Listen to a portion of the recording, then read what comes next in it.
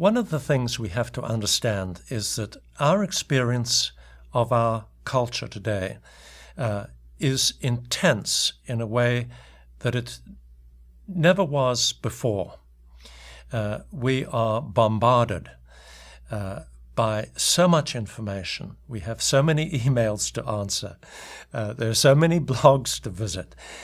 We are informed about all of the world's tragedies, far more than we can inwardly work through. What this does is it brings us to the point where we think that there is nothing outside of ourselves on which we can build. And once God becomes only immanent, and He's not standing outside of us, then so many of the boundaries that have been in people's understanding begin to break down.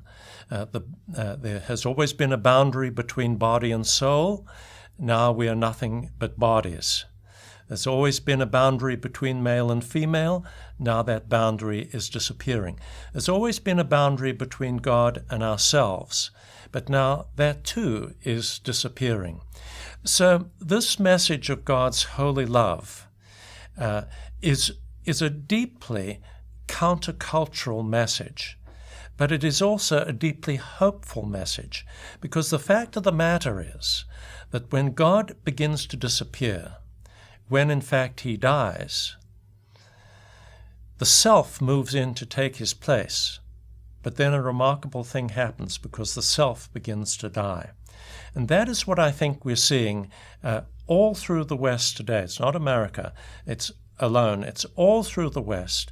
We're seeing the dying, the withering of the self.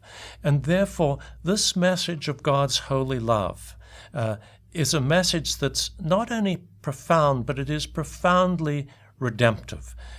In this lies our hope.